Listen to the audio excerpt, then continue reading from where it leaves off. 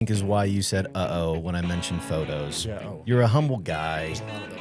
You don't like the attention being on yourself, but boy, does this get the attention. So tell me about this shoe. What's happening here? Hey everyone, and welcome to Neat Conversations, where you get to see some of your favorite all-time Broncos enjoy a flight of whiskeys while talking about the good old days. Neat Conversations is sponsored by Horseshoe Spirits, the nation's first collegiate spirits line. In addition to the collective's bourbon, Horseshoe Spirits also produces gin, rum, and vodka. With proceeds from sales going to the Horseshoe Collective in support of student-athletes' NIL efforts in partnerships with local community organizations. Derek Schouman was on the receiving end of one of the most iconic Boise State catches in program history. He was an NFL starter and is now back in the Treasure Valley working as a fireman and realtor. On today's episode, we chat with the Bronco legend who absolutely hates attention, despite his career choices making that tough for him to avoid.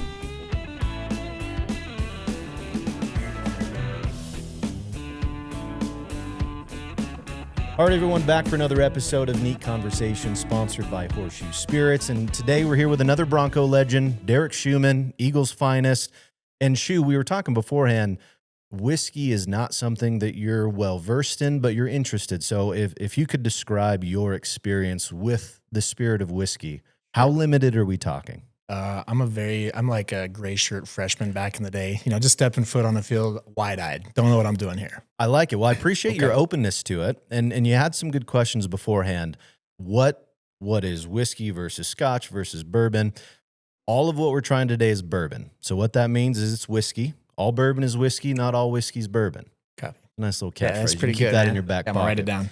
We got 3 different options for you. We'll go through them, all different age profiles, mash bills, tasting notes. We'll get into all that. But the first one is super exciting. It's sponsor of the show. It's the Horseshoe Spirits, the Collective's bourbon. It's a tasty bourbon. I think it's very good to start with here. Obviously, part of the money that comes from that spirit goes back to the Boise State Horseshoe Collective, which is awesome, helping fund appearances from student athletes. So we'll start off with this one. The way you drink whiskey, you're asking this. I don't think there's any wrong way to drink it. Whatever you enjoy and brings you happiness, that's the way to drink it. I wouldn't take any of these and just put a ton of Coca-Cola in them. I think they're good on their own, but a little bit of water, a little bit of ice is fine. There are 3 parts to it. You've got the nose, the palate, and the finish. So you start, nostril on the nose, see what you smell. There can be a lot of elements to it. So when you first sniff, what do you get from that? What are you smelling? Other than just general alcohol, which is a fair You can definitely smell a little bit of response. that, but it's mild. This isn't bad. This is not overpowering. And we're looking for better than not bad eventually. In your whiskey journey, Absolutely. not bad. You gotta start somewhere, right? That's Start 100%. somewhere. We're starting there. So you get the nose, take a little sip. First one's going to punch you in the face if you hadn't had whiskey for a while. Let it sit. Then go for the second. So, Cheers. Horseshoe Collective bourbon.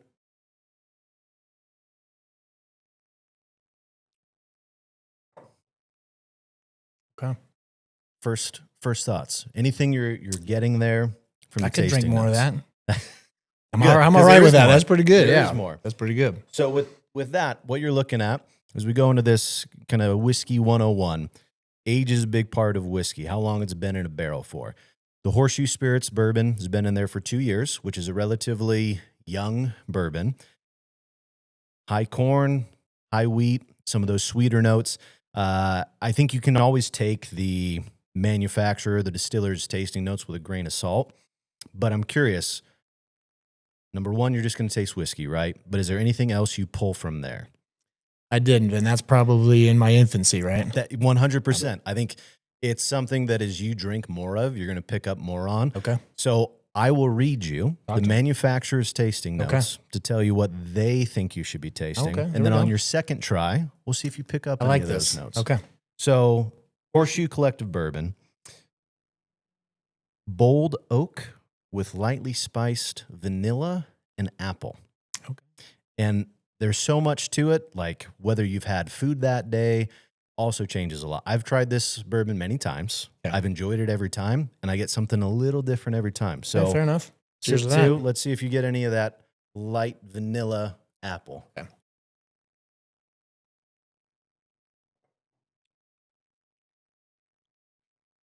Get a little bit of that spiced apple touch. I could get that a little bit. Yeah. All right. Touch. Okay. So drink at your own pace. We'll get to the second one in a little bit, but Shu, I want to start off with some photos. I'm going to show you some photos, and I would like you to explain the moment, your emotions tied to that photo. Oh boy. And we'll start off. We got a couple of them. You're making me nervous. All winners. Okay, all winners. Okay, fair enough. Okay. So first. Oh, come on, guys. Yeah. Pretty sure that was a touchdown catch in the Fiesta Bowl on 4th and 2. I mean, I can tell you the play name if we need, but I think everybody probably heard it a million times. But yeah, that I mean, I got a little story. Is this story time, or are we just Absolutely? short, Yeah. condensed Yeah. version? Tell me about it. Yeah, so I think pretty sure it was like shop to bunch right, Q out, 18 crack, halfback pass. You know, pretty sure Just something like that. Standard stuff everybody knows about. The usual, the basics, right? So yeah, big moment I think at the time for the Broncos, but my personal experience on that one, you know, as the kids would say nowadays, you kind of locked in, right? So this was before locked in was locked in, but I was locked in, okay? So did my little thing, and I'll still to this day remember seeing the stripes on the football, just kind of like, but not quickly, right? I mean, it was a slow, soft, catchable football, whether it was in reality or not. It sure looked like it from my lens, and yeah, just a cool little moment that I'll never forget. And after that, honestly, I don't really remember what else happened because, you know, the euphoria kind of goes and you just blank out, I guess. But yeah, cool moment. Do you remember your reaction when that play call comes in on 4th down? I mean, that's such obviously a pivotal moment in the game. Are you excited, nervous? Do you just black out and you're locked in? What goes into the mindset? Probably, and this is going to sound real boring. Okay. It was really none of those. It was kind of just right down the like, okay, that's how, like I was wanting that, but not too excited. I remember coach would always talk about, you know, hey, don't get too high, don't get too low. And that was probably a good moment for me just to be like, hey man, I knew it was going to work. I was ready for it. I wasn't, you know, you're not scared, you're not intimidated, you're not nervous. It's just your moment. Right. Yeah. I'm just happy they called it, right? Yeah. One of the most iconic plays in Boise State football history, not loosely Boise State related, not related to your playing career, but tell me about this. A little different physical profile than what we have going today. Yeah, the dark days. No, that's what I gave up on life, guys. I don't know if you can tell, but the beard, that's the clear sign. I think we bonded over this beard. We did, yeah. So I didn't get rid of it. You still have it. And now you're telling me that was your darkest of times. Yeah, I'm sorry, man. So I'm just kidding. Walk me through okay. the beard process. Sure. And seeing this, are you jealous of your former self a little bit? I'm jealous of those biceps right there. That's about it. I'm a little bit older and a little softer now, but I don't know if my wife would appreciate that beard if it made a comeback. But that would not be approved? No, but you know, at the time, I'm a committed person. Like, I feel like that's one of my strengths. And once you started, I had to see it through. You know, I'm committed to the process. So it kind of just kept going. It was a pretty extreme beard. And for people that don't have facial hair like that, I don't know that they really understand the upkeep and challenges. I had a newfound respect when I grew my beard out for a year for women with long hair. And I know that's kind of a unique thing to say, but what were some of the challenges for you as a very long bearded ZZ Top-esque man? Well, like I kind of referenced before we started, you know, I kind of found myself, or I like to think of myself as an blue collar kind of guy. However, you grow a beard like that, perspectives change.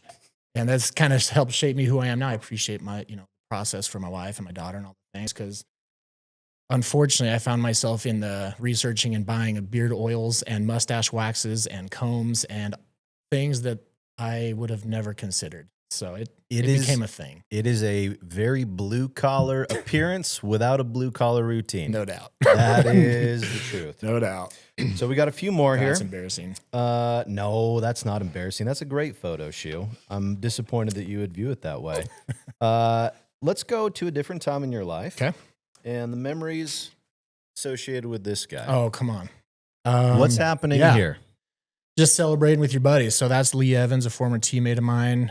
He was like the guy on that team. You know, they throw him the ball all the time, and he was an electric player, and I'm just a guy. But doesn't mean you can't be happy for your buddies when they make a big play. So we're saying you didn't make a play here. No, this is your teammate making a play. I made no plays. I was That's not true at all. Tight end at heart. So yeah, I was pretty sure I was celebrating with Lee on that play, and you know, I probably ran some decoy route right down next to him. and he made a big play. You were such a receiving threat; they had to respect it. That's why he was open, right? That's how it works. Guys, no big deal, Last photo for you. Okay. And this, I think, is why you said when I mentioned photos. Yeah. Oh, you're a humble guy. there's a lot of those. You don't like the attention being on yourself, but boy, does this get the attention. So tell me about this shoe. What's happening here? Well, first of all, it's for a good cause. Okay, we're here. We're here for a good cause. Of course. So old women, that's the cause. We got to make them happy. No, I'm just kidding. So the fire department does an annual calendar to fundraise, right, for our CAF fund. Yeah. We do a lot of good things in the community with that money, and this is part of the process. So I did it. That was actually my second time doing it. The first time I was about 215 pounds, lean and mean. At this time I was going for the bulkier 250-pound approach. So I'm bigger, but I don't know if that's better. So, to be fair, for some of us that maybe are a little bulkier, calling that bulky is a little offensive. So I'd like to walk that That's the back. heavier side of things, okay? But here's all that matters. My wife loves it, so that's what counts, okay? Touche. That is all that matters. Yeah. As long as she's happy, you're good. Exactly right. Well, Shu, before you were Mr. December, before you played in the NFL, you were an Eagle kid. Yep. At a different time where Eagle was a lot of cow pasture and farms. Sure.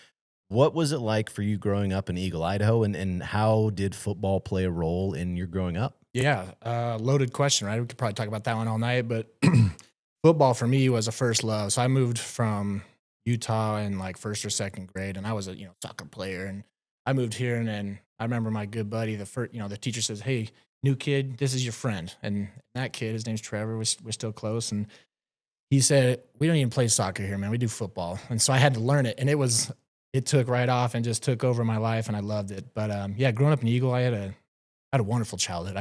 I loved it. You kind of mentioned it was a different Eagle. I mean, I worked on a few farms, bucking hays or pruning orchards and mowing lawns and sprinkler pipes and all the things that Eagle was back then. Grew up watching the Broncos, right? So for me, there were no other alternatives. I just was a proud local kid and wanted to play for BSU. No alternatives. When you look back at your high school career, obviously a very successful high school career at Eagle High, there had to have been other options. Did you even take other visits? Did you consider other places? I mean, how easy was it for you to be a Bronco? And what was maybe the closest second to that? Yeah, the closest second honestly was Utah State, because Coach Choate, if you remember Jeff Choate, he was coaching there at the time, recruiting me, and he still to this day won't let it go that I turned him down. But I committed pretty early to the Broncos. It was sometime in my junior season, and mail was coming in pretty aggressively. Back then it was mail, and you get a little box every morning of mail. But that all kind of died down once I committed, and I kind of never looked back. So who knows what could have, would have been, but definitely no regrets at this point. I think it was the right decision. You go to Boise State. You're a day one starter, which is pretty rare in college football. What happened for you to be successful in year one? And what was that transition like from Eagle High to big-time college football? Yeah, the transition actually was kind of smooth. So Eagle High's program at the time, and I'm sure it's the same or better now, but it was a blue-collar, duct-taped benches, spray-painted platforms just like we had here, and it was hard. Like, that coach was not – he was there to win football games and do it the hard way. So it was a pretty easy transition on that side of things. And then just, the competitive spirit kicks in, and you want to play and you want to do well. And I'm sure you saw recent Hall of Fame inductee Ryan Dinwiddie. So shout out Dinwiddie. I believe he was a major player in my success early because he believed in me, right? And he'd be like, we're out doing our PRPs in the summer and things. And he's like, "Hey, shoot, man, get in there." And he'd throw me a pass. And I think that connection kind of helped progress things maybe a little quicker than they would otherwise. When you look back at growing up in the area, you were familiar with the Broncos. You weren't coming from out of state to a new program. I know you went to games as a high school kid. Who was your favorite Bronco to watch prior to you being a Bronco yourself? Ouch. That's a tough question, man, because now I'm going to call somebody out. Well, let's tell it a little bit different as a story. Do you remember a name? Well, Coach Julius Brown, Dempsey D's type, and a couple DBs, so not the same position, right? But those guys would come out to my birthday party when I was like real little, and my mom would feed them and do some things. I don't know if that's illegal, so if we don't get them in trouble now. Statute of limitations. Yeah, whatever. NIL era. That's old stuff, yeah, man. it's all no one good. cares anymore. But those guys would come out and pass the football with me and eat some, pot pie or whatever my mom was making that day. And so that personal connection, I just enjoyed watching those guys play. I mean, Tony Hildy, we go way back. A few of those guys would come out and celebrate some things with me. I think that was an awesome way that my mom showed, hey, you know, these are just people and you can do this and just that whole story. I mean, but Did we see in high school defensive back Derek Schouman? I played a few games at free safety as a senior. I ended up doing How both were ways. you at free safety? You know, just a ball hawk, of course. Come on, you know, just stand back and make plays. I actually only remember like one play. I got an interception at Meridian, so Big time. that's a big deal to me because my wife is a Meridian alum. So Do you I got remind her of that? I do daily. Just kidding. Never. Well, whiskey number 2. This is 1792, age 12 years. It's still a bourbon. What's unique about this is it's a high rye bourbon. In all of whiskey, it's essentially just grains that get distilled and turned into whiskey, right? What a rye is a grain that'll provide a little bit of spice, and a little bit of floral notes. So Okay. also 12-year. Well, yeah. We went from 2-year to 12. A I'm little bit guessing different that's flavor substantial. profile. It certainly can In the be. business. It's Okay. certainly in the biz. Right in this I biz. mean, it is a 10-year difference. Yeah. Oh yeah. So a lot. This took a lot longer to get to. Okay. But we'll see what you think of the rye. Let's do it. Cheers.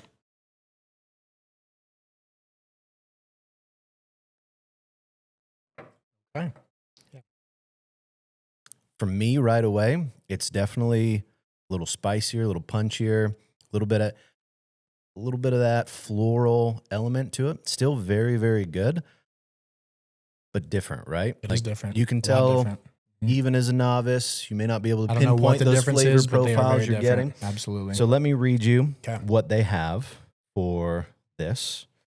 They say it is a similar caramel notes and a full-bodied whiskey. So that last part of the whiskey experience is going to be the finish, and that's when it goes down the hatch. How do you feel it? Does it go all the way down to your stomach? Does it warm up your chest? Oh yeah. I'm a big fan of that. I think a lot of people are. It but definitely warmed me up. I Yeah. can feel it. perfect. Start sweating soon. So, Shu, Yeah, we let's were go. talking football.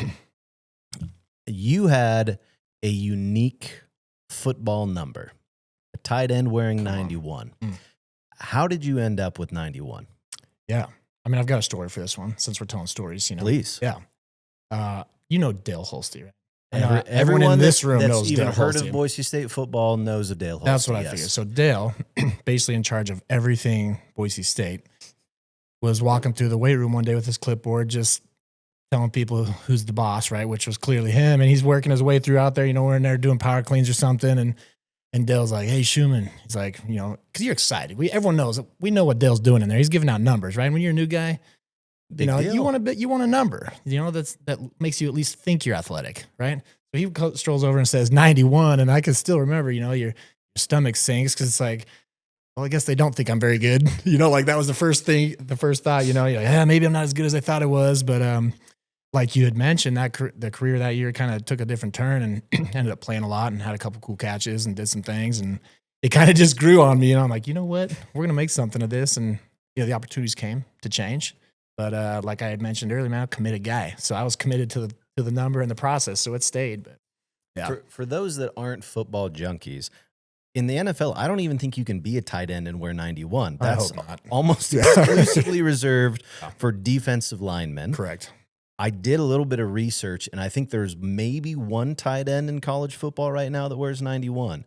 Does So- he catch passes? I doubt it. You know, he's probably 300 plus and not running many routes. He's just an additional lineman. Exactly. So with that in mind, a unique number for that position. When you look back at it, obviously you did well with 91. 91 as a tight end, cool number, Oh yeah. terrible number, and why? That's definitely a cool number because it is what you make it, right? You know? No, like I said, man, I'm not big into like numbers and weird stuff, and I'm not terribly superstitious, but I'm proud of it. I know that sounds probably stupid, but it became part of my college identity in a sense, you know, or maybe not identity, but part of that whole experience. And yeah, I love it. It's awesome. I look at it proudly now, you know. At the time, though, when it first came out, different story. So We've already acknowledged how different things are in college athletics. We've acknowledged your strong level of commitment to anything you do. Put yourself in today's shoes. You're a true freshman tight end. You've caught multiple touchdowns. You're doing well as a true freshman. Opportunities are going to be there elsewhere. Yeah.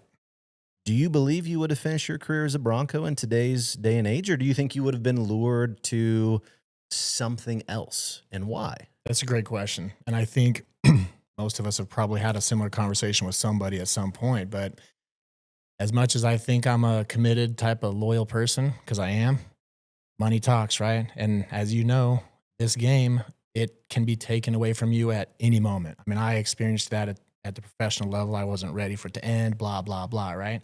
So it'd be really hard for me to tell the college version of myself, or better yet, my son. Let's say it's my son, and he's at BSU and he's working, for whatever they're paying him or nothing. And some school offers him life-changing money. You got to take it while, strike while the iron's hot, because maybe he doesn't have a great year. Maybe that year, the next year is not so good and your value tanks. So I think you just need to capitalize on an opportunity when you can. And I know that's terrible. And that's part of why I hate college football. So you see where I'm stuck here, right? Like, right. I get it, but I hate it. So it's a complicated place to be. And I think on the other side of that is it's so easy to leave these days. You probably never even considered it. Wasn't an option. And when you look back at that, what is the benefit to sticking it through and not actively looking at whatever the next slightly better option is? I mean, how did that benefit you long term? That you really built a foundation and a community at Boise State. Yeah, I think you touched on a couple of the main points. I mean, I'm sure you are well aware, life's all about relationships, right? So you stick it out somewhere, you're building lifelong relationships, whether it's with friends or employers, employees, or just connections that you might need in life later, right? So you're definitely building into yourself and kind of those relationships. But also I think there's things that you learn by sticking things out, right? Because things aren't always great. And so you kind of learn how to power through adversity and maybe improve yourself. You look inward and say, okay, I got to do something, not just be like, hey, the team. And, you hear too many guys now complaining about things or it's someone else's fault and problem. There's something to be said about gutting it out. And I think the way the kind of thing is now, a little bit of that is lost. You said you were a blocking tight end in the NFL. Your stats at Boise State would say you're quite a receiver. So when you go back to your time at Boise State, whether it's the Fiesta Bowl catch that was part of the 3 plays that shocked the world, whether it was anything senior year that made you feel like you were ready for the next level, what stands out to you about some of the more iconic catches you had in your career? Dang. Don, that's a tough one, man. That's a good question. What stands out with the catches? Well, you did talk about blocking versus receiving, and as far as my experience was, I enjoyed both. That wasn't meant to be a knock on my career or anything. It was just the type of offense that I was in. BSU, I would say it was probably more of a balanced. I would say that receiving tight ends now double or triple those statistics, right? But I did all kinds of blocking, and I found a lot of joy in that. So probably to answer your question, more of my fond memories are some of those more aggressive, dominating blocks, right? Where it's just not as exciting because they don't show up on the stats book, but I'm sure like Ryan Putnam and a few of those other tight ends I played with would appreciate, dumping a guy out of bounds over those little triangular advertisements that now would probably get you kicked out of a game, but we used to love that stuff. And that was kind of that's fun football. But there's definitely a few catches that I can still remember. I remember one of the touchdowns against Oregon State here at home, or the Fiesta Bowl. I remember several of those, and big catch in the TCU Fort Worth game, and just like real random memories, I guess, but stuff that's kind of near and dear to my heart, Is there a block that stands out? Like, do you remember putting someone in the ground that ended up being super successful at the next level? Oh, no, not so much, because I never got into like who's who and who's what, because it was always just like, hey, man, you're competing against yourself. So did you do good that week or did you not? It doesn't really matter who you're going against, but played against, I'm pretty sure, Jared Allen. You remember, he's kind of a big deal. He turned out to be a little something. He did quite well as an NFL Hall of Famer. Yeah, exactly. He did all right. We played down in Georgia against some big names and had a good game there. And even the Fiesta Bowl at the end there, one of those guys I played with in Buffalo. So we had a good, he got me. He definitely got me in that game, and he wouldn't let me forget it once I met him in person in Buffalo, but we kind of went back and forth a little bit. So it's just part of the game. As you know, sometimes you win them and sometimes you don't. But you were a part of so much success at Boise State, both individually and as a team. But when we talked about your memories, some of that is not football related at all. Some of it's pranks among teammates, coaches. Is there a prank that stands out as the most memorable during your time as a Bronco? Yeah. Maybe not one specific isolated prank, but there was a period of time that it was borderline. You need to, like you're getting kicked out of here, fired. Coach needs to tell you to stop. But our tight end room liked having a good time. And so we would try to punk and prank teammates, coaches. No one was safe. Right. And there was actually a Statesman article about it. If you're ever curious, you Google that thing. And I've got a copy of it back in my garage in a bin. But, we were whiting out Sharpies trying to make them look like dry erase. And we were writing in Coach Harson's, we doctored his diploma and changed a few things. And we'd Photoshop pictures of teammates. And Coach Pete played along. He'd put them up in team meetings and make fun of a few other guys with us. And it just became a thing, but it was lighthearted and fun. And who had Photoshop proficiency on the tight end room? Proficiency, that's a bold statement. It's more like we had doctored in like paint, or like imagine it's like, you get this terrible picture and you basically just square cut out a head best you can and paste it on something different. But we tried our best, That's solid. But it was good, man. It was a lot of fun. That's not too bad. Yeah, All right. We had a great time. So we'll eventually talk about some not so fun stuff, but I want to start with a high. Okay. As far as the NFL career is concerned, you weren't a day one draft pick. You were drafted, but that process of waiting, knowing you might get that call, but maybe not a guarantee. Walk me through the draft day experience, and then you being a rookie, ending up a starter. How did that all shake out? Yeah. Again, that's a long one, so I know I got to try to keep it short and all the things. Don't bore you guys, but I spent the draft day at my brother's house. We were working in the yard. He had just bought a house, no grass, just a bunch of rocks. So we were pulling rocks, putting them in the wheelbarrow, blue collar type stuff, because that's how we like to do it. Okay. But yeah, day one, I knew nothing was coming, but I was talking every day, a couple times, sometimes multiple times a day with the Falcons. And the Falcons had 3 picks back to back to back in the 4th round. And the guy that I was talking to, I still got his contact number. I should see if it's live, just tell him what's up. But they're like, hey, man, if you're available, we're going to take you. And I remember thinking, if I'm available, like 4th round, that's the dream for this guy, Like, sounds great. Sounds great, And sure enough, those 3 picks came and went. And they actually drafted a different tight end. I remember being like, oh, okay. 5th round comes around, the Chargers call me. Hey, man, they're like, who you been talking to? Everyone says the same stuff. Who you been talking to? How's it going? I'm like, blah, blah, blah. And the guy is like, he's talking to me. He says, hey, hold on a minute. Kind of muffles the phone. Oh, hey, man, never mind. We just drafted your teammate, the receiver, Legadunane. So we were both on the phone with someone at the same time. They're on the clock, and they picked LA, which probably was a better choice. He's a phenomenal athlete. And, they didn't need a blocking tight end. They needed a freaking receiver, But, yeah, then that's when the anxiety starts. Not anxiety, the anxiousness. It's anxiety. That's anxiety. There's nothing wrong with that. The fear kicks in, right? Oh, shoot, this isn't going to work out, It started picking up pretty good. 6th round came in. I might have a couple phone calls like the Cowboys and I guess at the time the Redskins called, So a few phone calls here and there, and there wasn't until 7th round where, Bills are on the clock, pick 222, get a little phone call. And we talked about cell phones earlier. Flip open the flip phone, pull out the antenna. Still got photos of this thing. Hey, what's up? Everyone quiet down. Can't hear.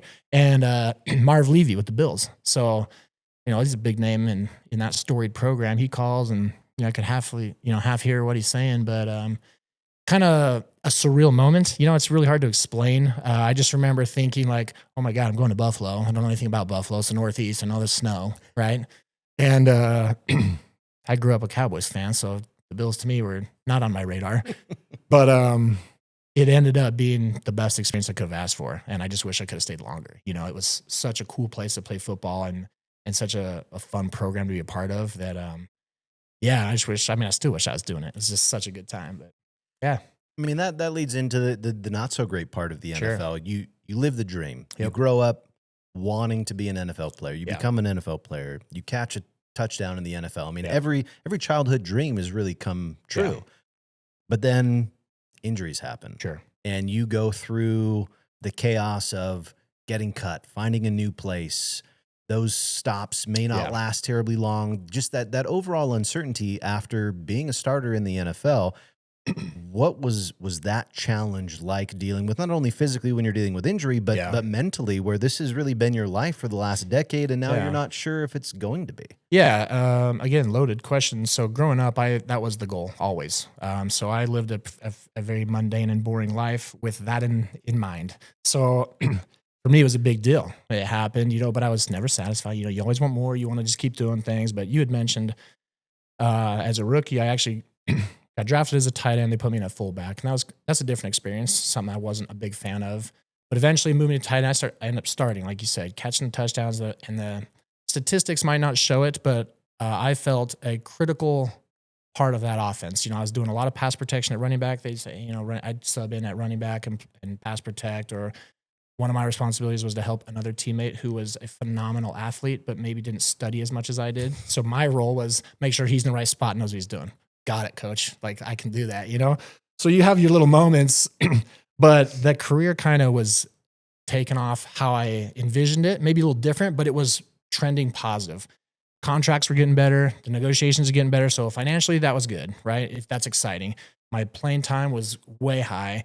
I was running out of the tunnels, getting the name announced, like, you made it. You're a starter, and, the planes are flying over, and they yell your name, and it's awesome. So it can go from that to, I think I was the third year there, I was the leading receiver only in 2 weeks, right? A week and a half, because I didn't finish that game when I got my knee torn up. But things were going so great. And then all of a sudden the rug pulls out from underneath you, and it's over. So that's kind of why I can't think too much about it. I love talking about it. It's fun. But when I look back, it wasn't what I wanted, right? Naturally. And so there is a learning curve mentally. And not that this is exactly the case, because I didn't know Doug Martin, but I recently heard about Doug's ordeal. And it just reminds me that it is a challenge to go from top of the world, because that guy was definitely the top of, he was the pinnacle of that existence, doing all the things, and then it's cut short and taken away, whether you were ready for it or not. And that can be a hard thing to adjust with or adapt, but it's part of life. So you just gotta, but no one preps you for it, right? So it's an interesting thing. I don't know. I guess hopefully that makes a little bit of sense. Oh, 100%. Yeah. I think, and that's a challenge for everybody, right? Like your whole, I don't want to say your whole identity, but let's say 90% of your identity is being a football player. Yeah. And when that's taken away, you've got to redevelop what that identity is. Yeah. So what steps did you take? Obviously it's not easy for anybody, but how did you go from I'm a football player to I was a football player? Yeah. I'm going to change the angle just a tiny bit. I never felt, and you might even disagree and be like, Derek, you're wrong, but I never felt like it was my identity. It was just something that I wanted so badly, right? So take that in mind. So when it ended, something that I wanted so badly and would have given anything for, I couldn't have it. It was out of my control, right? So I moved back to Boise. I did a couple workouts here and whatever, all that kind of stuff. But it was hard for me, shot to the ego. I'm going to Albertsons to buy some milk because my man's got to eat, So I'm buying food, whatever. And, hey, Derek, blah, blah, blah. And how's football? And I'm like, and it was a constant reminder, hey, A, you're fired. A, you're a failure, right? And so what did I do in my ignorance and my youth? I run. I moved down to the Salt Lake area by a former teammate and my brother, just thinking, hey, I can disappear in this big city. No one cares no one even knows or cares, right? So I moved there for a little bit and let that sting wear off. I took a miniature retirement for a couple of years, started a family, had my son, and just backpacked and was a dad. Just woke up in my pajamas every day doing nothing, just feeling sorry for yourself. But that's probably what I needed at the time. And then once that wore off, I remember calling Taylor Tharp. Everyone knows Taylor Tharp. Of course, he was with the Broncos here. And I said, hey, man, I miss Boise. I miss the Broncos. I need to get involved somehow. And he said, here's an opportunity for you. That's what brought me back to the Beard days and NGA and all that stuff. But that's unfortunately kind of how I dealt with it. I don't know. Everyone probably has their own little deal, but I just needed to get away. I missed Kellen Moore's career. I watched maybe one game of the golden era because I couldn't watch football. It just stung too bad. I couldn't watch. I believe it. I'm finally now getting around to where I'll casually watch. I just can't get too involved or else. Can't get too emotionally invested. I can't get too invested or else I just end up sulking around the house, and that's not good for anybody. But obviously the game was still important to you to the point that you got back into it and you dipped your toe in coaching. And so what motivated you to get into coaching? Yeah. And then how different was that experience being a coach versus being a player? Sure. Well, first of all, I just love the game. The game's awesome. I mean, I feel like the X's and O's side of things is very interesting and intriguing, and it's exciting, all the things, let alone what the game teaches you about life, right? Two different elements there, but that's what brought me back. I just missed it. I'm like, I want to do something in this, and coaching to me, you talked about watching these games growing up. I used to sit in the upper deck on purpose because it was see the plays develop. So for me, I'm thinking I'm like OCing it up there as like a 12-year-old. Okay, so that was kind of like my vision. But so that's what brought me back. And if I was a single guy with no kids and stuff, I'd probably be coaching. I would love it. I wish right now I was coaching with my man Spence, coaching the tight ends, right? Nate Potter's doing a great job, but I wish that was me. Okay, so I'm jealous. No, but I'm just kidding. Like it was not the right fit for me and a family, and it took me, maybe a year and a half to realize, hey, there's unfortunately no way around it. So I just missed the kids, being around the family. So didn't work out, but I love it. Doesn't mean I still don't love it. Now, I'm not trying to evoke too much emotion. Get it, here, man. Come on. But I know how much being a dad means to you. That's awesome. You and your wife have got a whole starting lineup of kids. A gaggle of children. And with that, how has that shifted? Like your ultimate goal was football. Yeah. And now I feel like that's shifted into family. Yeah. So how rewarding has that been? And how do you put into words what your family means to you? Yeah, I don't know if I could put it plainly into words. But so my wife and I were a blended family. So our family, I had 3 kids, she had 1, and we actually recently just had a baby of our own together. So we've got 14 to 10 and a newborn. And those are the most genuine, biggest smiles in my life when I see those guys do stuff. It doesn't even really matter what, like the baby, he grabs your hand and he puts something in it, and that's like the coolest thing ever, right? Versus, your older kids are out there balling and doing whatever. But I'm a little bit of that dad, not in a bad way. Like I'm not yelling at anybody or the referees, all this, but I live through these kids, right? Like my sons have gotten into football recently in the last year. Prior to that, nothing. I didn't want to push it because I'm going to be that guy, right? So, hey, that's what dad did. That doesn't mean that's what you do. But my oldest in particular, he's all for it and all about it. So I end up coaching their team, and it's just so fun. That's how I get my taste of the game, right? I know it's middle school football, and I'm going to coach a high school team this next year.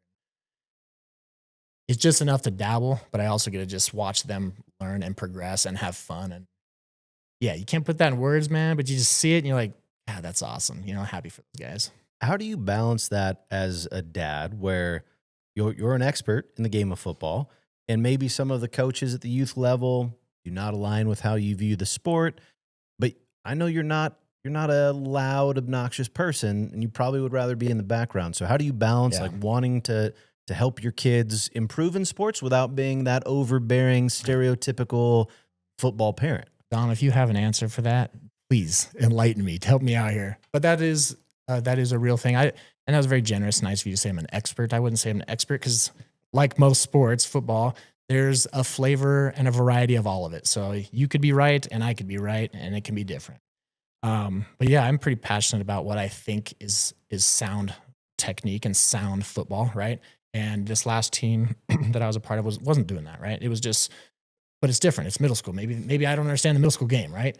And so sometimes that's frustrating. But in the grand scheme of things, we were playing all the kids. They were all getting, because some of them, it's their first and only time they'll ever play football. You want to try to make it an experience, right? This is not NIL money. This is not Super Bowl runs and that kind of stuff. So it's a little different, but you just kind of set that ego back a little bit and be like, you know what?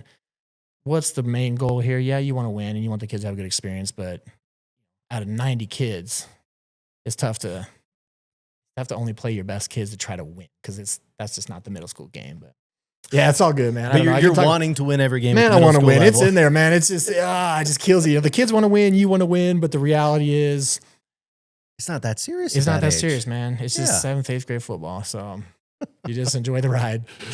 All right. Our third whiskey. Let's get to it. So when we asked you your familiarity with whiskey, you said, I'm not a huge whiskey guy. I have a friend that said, Weller's what you got to try. So we have Weller 12.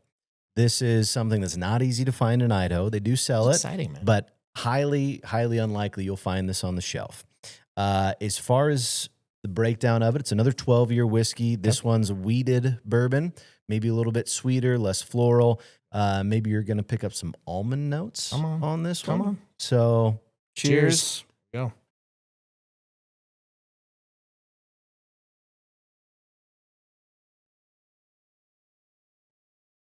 Thoughts? It is definitely sweeter. Yeah. I can taste it. So I had a great experience meeting with some folks from Barrel King that they run a wonderful operation. They make great whiskey, and they use a term I'd never heard of. And they called it fat guy whiskey. Okay. And There we go. I Come was on. like, let's I'm hold already up. liking this. What is we this? Yeah, talking where's the about cutoff? here? And fat guy whiskey in their world is anything that's got those caramel, toffee, frosted sugar notes. And I was like, I'm a fat whiskey guy. That's where I live. My flavor Yeah. profile. And to be honest, I've not had this yet. Okay. So this is a real treat for me. What'd you think? I think that's a fat guy whiskey. Is it? Okay. And I'm a see, big fan of that. me too. I must be a That's- fat guy whiskey then. So cheers to fat guy yeah, whiskey. cheers to that. I'll take another swig. So, you mentioned, hey, a buddy turned me on to this. Well, since we're talking about Boise State and the Broncos, super famous, arguably one of the most famous Broncos, Ian Johnson. Shout out Ian I Johnson. think people have heard of him. Yeah. His lesser or more known brother, Kyle, is who suggested this. I work with him. And so he said, hey, man, you got to give this a try if you can. So There you go. So you appreciate his recommendation? yeah, I'll let him know tomorrow. Brilliant. That's good stuff. So, Shu, I want to move into modern day. You say you don't have hobbies other than family time, hiking, and you like to work out. I think that might be an understatement based off the Mr. December photos. So do you enjoy food, or do you just eating boiled chicken and rice all day? Like A little bit of both. I love food, okay? I'm a little fat kid on the inside. So, like, Halloween was a great day for me because I'm still eating Halloween candy. I can't get away from that kind of stuff. But I like the sweets. I like the cakes, the cookies, anything. There's just no bad food, honestly. What is it? I assume you eat well. So what does a cheat day look like for Derek Schouman? Unfortunately, I'm not quite disciplined enough right now to isolate it to one single day. It kind of just been bleeding over pretty much since we had this baby.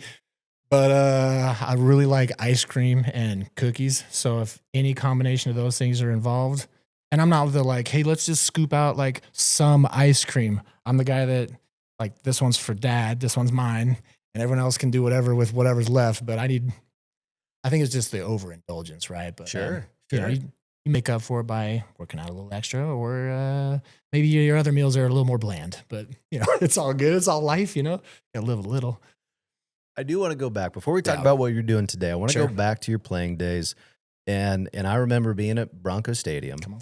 The unique cheer and chant that you got specific to you, it has confused my wife whenever there's a similar cheer in professional sports where it sounds like people are booing, but they're not.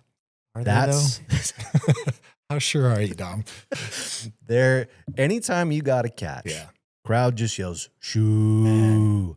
What is that like for chills, you? man. And do you remember the first time that happened? How out of sorts were you in that moment? Yeah. I don't remember the first time at Boise State, but I did have a close group of buddies at Eagle who used to take the shoe off and yell it at high school, right? So whether it started there or didn't, cannot confirm that.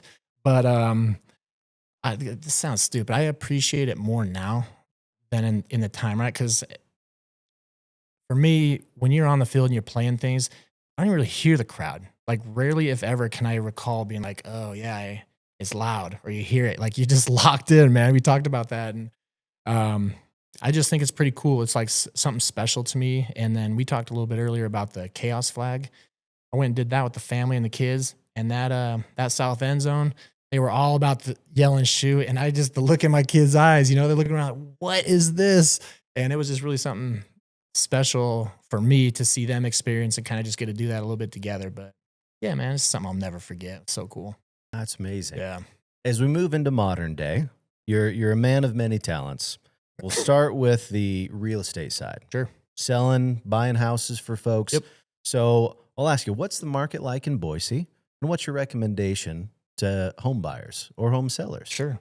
Well, probably tried and true advice forever and always is quit trying to time the market. Everyone always tries to do it, but that's boring, right? It's like, there's some science to it. Hey man, if you're in the market to buy a house and you feel right about it and the numbers line up, go for it, right? And I feel like our valley is still good. I mean, things have changed since the COVID era. You talked a little bit about COVID earlier. That was like the Wild West, man. I hope to God that that's gone and never again, because it was not.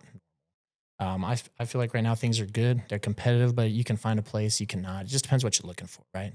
Got a couple clients right now that we're looking, and there's a lot of good options. You know, rates maybe a little higher than they were a few years ago, but if you can make it work, then there's really no wrong time, you know? But again, that's about as sales pitchy as I'm going to get, because my MO with the whole thing, I don't even want to talk about being a salesman. If you associate me with being a salesman, it means I did not do my job. So I know you're it's not more a just hard fun seller. thing. Yeah. I know that about you. Definitely not. But let me ask you this then. Sure. Not a sales pitch. We're not asking that. Okay. But what is one area of the real estate world that people don't really pay attention to that they should pay more attention to? I don't know if they do or do not, but the first thing to come to mind is there is an inspection window where you have time to go investigate said property. Sometimes I feel like it is too nonchalantly like just hire a guy with a ladder to go do it, right? Which is good, because there's some like real professionals out there that do a great job. You also need a ladder for the You process. got to have it. I Yeah. mean, we all have ladders, right? But I kind of sometimes think it'd be cool if we beat up that process a little bit more, or at least focus in. You know, you find something high level, and it's just like that funnel. You keep focusing it in, and I think buyers can really take advantage of that opportunity and maybe, you know, get a little win on their side of things. But I like it. Just don't sleep on that inspection. It's a big It's an deal. important part of the It is. process. You It can't is. ignore it. Yeah. There's that part of you. And we've already seen Mr. December. And well, that might be the headline grabbing part of the Yeah. job. It's Come not on. the main part The of only the reason job. I got hired. Being a firefighter, why was that something you wanted to get into? And what does that life look like for you? Yeah, man, I love firefighting. So, I was GA, and we'll go back a little bit. I'm doing the graduate assistant thing, coaching ball with Spencer Danielson back before he was the man, right? He was just a nobody, right? Don't ever let him forget that. Not a nobody. He was a graduate assistant. My man was a graduate at an assistant, esteemed also- top 25 Also program. known as a nobody. When you're a graduate assistant, you are below the dirt. But anyways, so me and Spence hit it off, and love the guy. He introduced me to his family, his brother. He's got a brother named Ethan. I'm sure everyone knows about him. Ethan's a fireman, and he kind of brought me full circle and said, "You got to look into this thing, because it kind of checks a lot of the boxes that I love about sports, right? So you're a part of a team, part of something greater than yourself. There's a physical aspect or element to it. It's kind of like a uniform, right? You put on that 91 jersey, you throw on those turnouts, it's got your name on the bottom. You're like, okay, we could do this, you know? So there's a little bit of carryover, but as far as working on a team and just kind of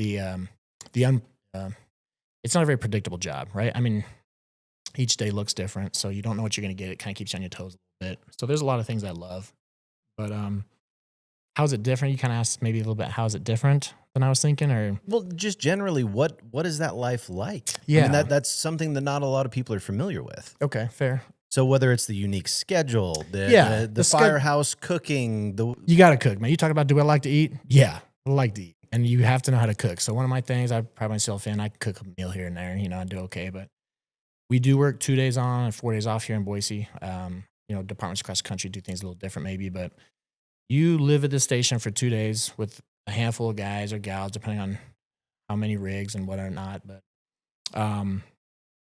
I think a lot of times people think maybe you're out fighting fires every single day or you're doing nothing.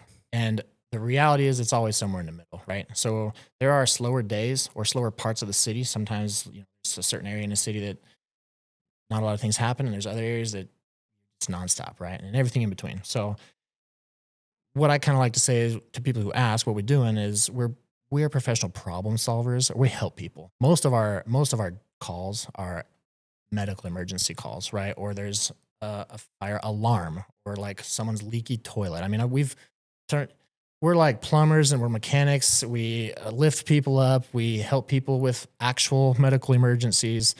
We rescue ducks out of grates. I've been on the, we call it like hot dog on a stick type of thing, the big ladder that goes way up. I've sat on the edge of that trying to get a cat out of a giant oak tree up on the bench. And I'm like, what am I doing? I'm risking my life for a cat, but that's what we do. So here I am. I'm all for it, but pretty much any and everything in between. We just try to solve people's problems.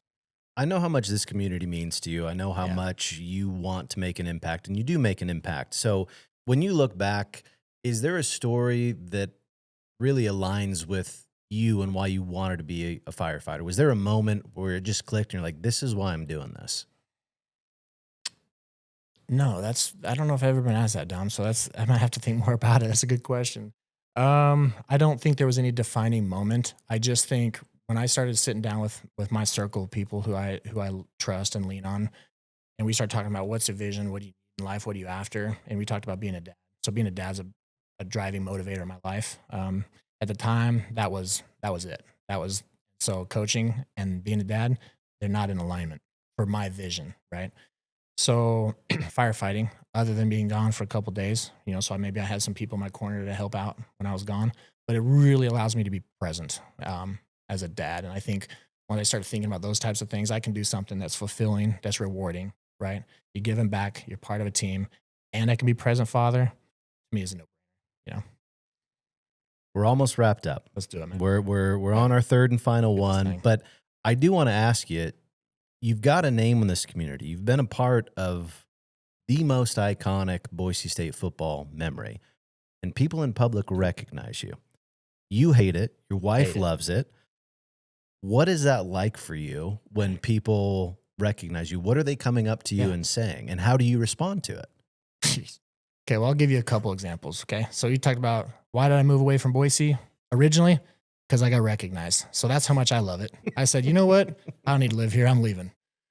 So there's that end of the spectrum. And then there's the, someone, oh, hey, Derek, whatever. And everyone just wants to talk ball or whatever, which I do love. So it's really easy to be like, hey, man, what's up? And you'd say hi and ask questions and get to know whoever it is. But there was one story my wife and I, this is like when we first started dating, we were up in Stanley, a lot of hot springs up in Stanley. We jumped down in this hot springs, we're climbing down the banks or whatever, heading to this thing, and some guy recognized me and says something. So talk about being uncomfortable, because I don't even know if my wife at the time even knew anything, like, oh, you played football? What is that, But it was an interesting conversation, because out of all the places, we were up Highway 95 or whatever the heck it is, ran into somebody who was asking weird questions, and man, I've just never been more uncomfortable probably ever in my life. So did you play it off coolly? Yeah. Or was it awkward? Man. No, he was like, hey man, you did or whatever, you play in the NFL? And I'm like, yeah, grab the towel and the food, whatever. And she still won't she still likes to tease me about that one. I mean, there's been a couple others, a handful of others, but she likes that one. She'll tease me about that every now and then. And man, she loves it. So if she's around and someone says something, she's probably all smiles, just knowing on the inside I'm slowly dying. So it's all good. So when people see you, maybe just a head nod. Yeah, what's up, man? Yeah, what's up? No full Got conversations, no yeah. questions about the We don't glory need to give days. her more ammo and fuel for whatever, okay? We're good. I get it.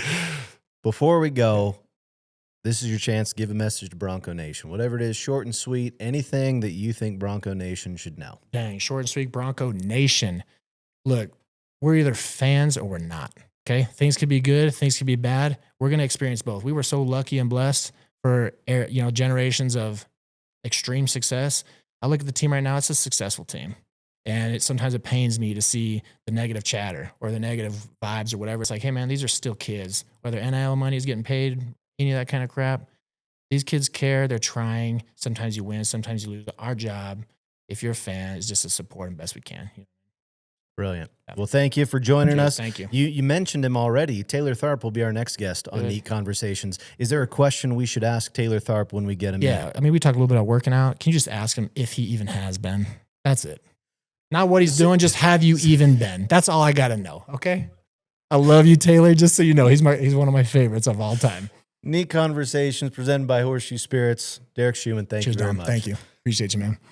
Had to. Come on. It's because you did the things. Hey,